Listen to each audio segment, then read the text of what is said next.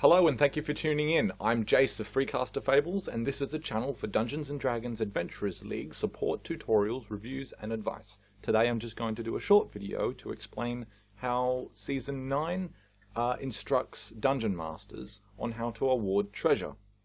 There's a few different things that I'm going to go through, but overall not very many complicated things. Just a significant change from the previous season, Season 8. Advancement checkpoints and treasure checkpoints, which now actually don't exist, and it gives a little bit more freedom to the dungeon masters to award treasure how they see fit, as long as they keep to some short guidelines. Simply put, there is now a minimum, maximum and cap per level of gold for each individual player. Simply put, there is a minimum of 10 gold per hour to be awarded to players. There is a maximum per hour of 20, and there is a maximum per level of 80 gold for Tier 1. Those numbers are for Tier 1. If you've already gotten to Tier 2, I assume for the most part that you already understand how to do some things, but those numbers are just simply increased. They don't operate any differently, and you can find them in both the ALPG and the ALDMG, which is Adventurers League Guide for Players or Dungeon Masters. There are some different ways that you can award your treasure. Specifically in the, let's see, is this the Player's Guide? In the Dungeon Masters Guide for Adventurers League Season 9, I have here in front of me the printout. It's much shorter than the other ones used to be. This one is actually only 2 pages. But simply put, we have here mundane treasure. You will notice in some adventures that there is mundane treasures, as in things that are not magical or wondrous. That is coinage, jewellery, gemstones, artwork, things like that that have a value, equipment, items and objects that you assume the monster or creature has in its inventory after it's been killed and looted or perhaps stolen from, such things like that. But simply put, mundane treasure under the treasure subheading can't be sold or traded, but can be used until the end of the session, upon which time it is lost. Any treasure with a monetary value, gold pieces, gems, art, objects, etc., mentioned in the adventure is ignored. Spellbooks and items without mechanical properties, such as trinkets or other objects without a specified value, found in the encounter are divided equally among the characters. If more than one player wants the item for their character, a randomly determined character keeps it. Now that is the official wording from the guide, but simply put, it says a dungeon master has discretion to award gold each hour or an amount based on their tier, with flexibility on how it is distributed. And so I have here just a few examples on how I've looked into how to award gold to make things easier. You will notice that towards the end of your module there is a treasure subheading, and under which it describes the magic items, the story awards, the gold, and what parts of the quest or several quests or people or encounters that treasure can be found, whether that be from looting or gift or rewards from a completed quest, so on and so forth. But the simple part of it is you can simply give each player an amount per hour that you play in real time. That amount is 10 gold for the Tier 1. We'll just assume I'm talking about Tier 1 to start with. The numbers are slightly different for the later tiers. You can just adjust the numbers from what I'm saying, but the methodology is the same. Methodology does not change per tier. You still award gold. And there's still a cap, so on and so forth. So you can just simply tell your players, here's 10 gold. It's been an hour. you can each have 10 gold. Write down 10 gold on your character sheet. It's a little bit character breaking or roleplay breaking to do that, as you are simply just giving over gold and you're not explaining exactly how the character came by this gold or treasure. You can, a second example, goal-based after the session. So simply put, you mark down different accomplishments, successes or failures, however you see fit, along the time of the session. And afterwards, so you do it per hour, according to how they accomplish their different tasks that they are set or achieve, or they loot monsters, or they the different goals that they get.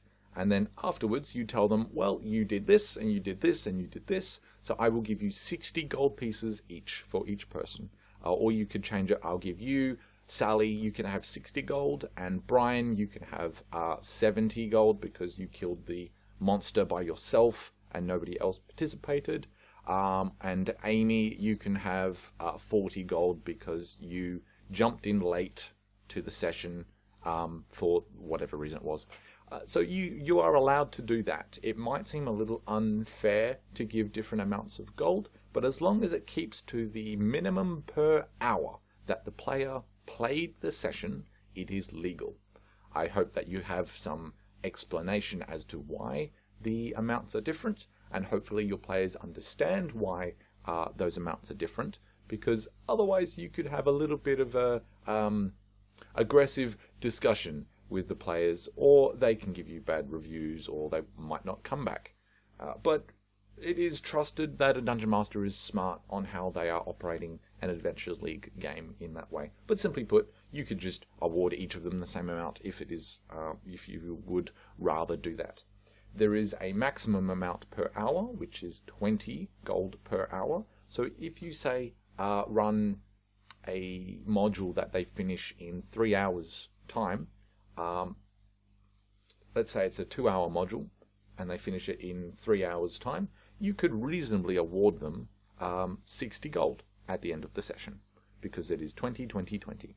And you'd probably just have to say, well, you found 20 gold on the orcs that you killed, you found 20 gold worth of artwork in the house that you looted, and then you were awarded 20 gold for finishing the quest from the quest giver. He gave you like 100 and you split it amongst your people.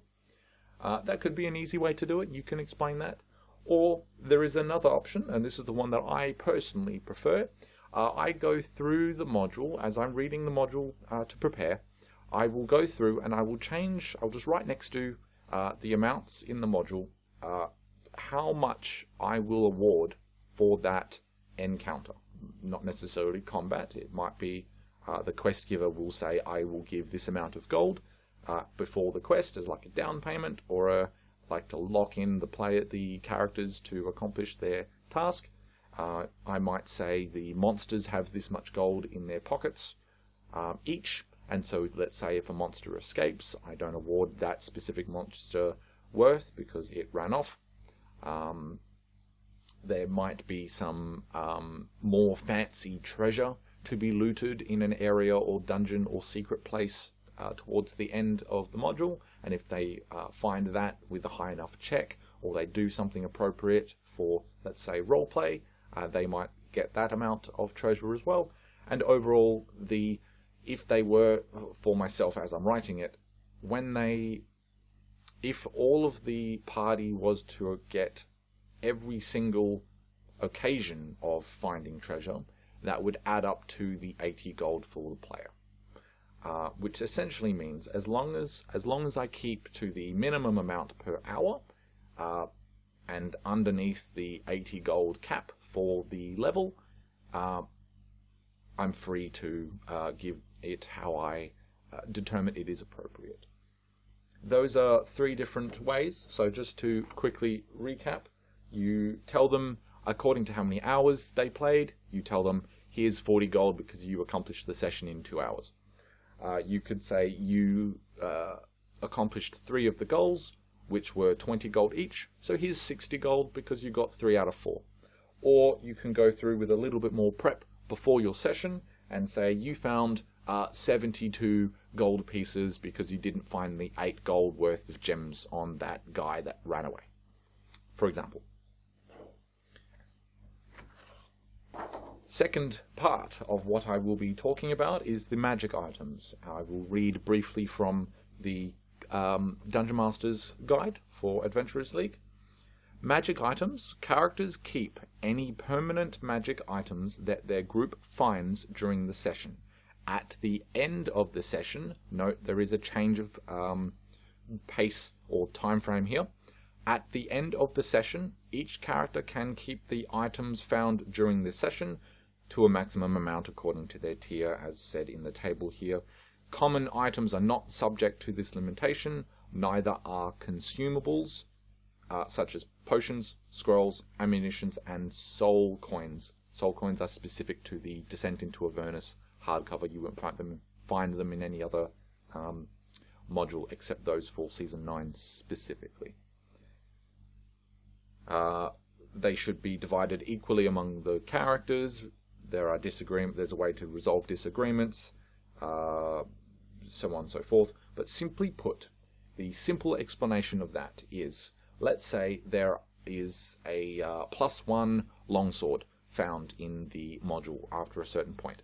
The player or the two players or the one of the players that finds that item during the session can use that item as long as they accomplish the attunement requirements, if any, which is simply a short rest for, I think, most of the items. One player can have that magic item during the session. If the item is not found until the end or not awarded till the end, then it doesn't matter so much because there might be a time skip where nobody really gets to use it so much, or maybe there is an attunement time required and they don't attune to it and so it doesn't get equipped properly. But simply put, there is one of that item during the module, during the session. Module and session sometimes are the same. There is only one until the module is completed.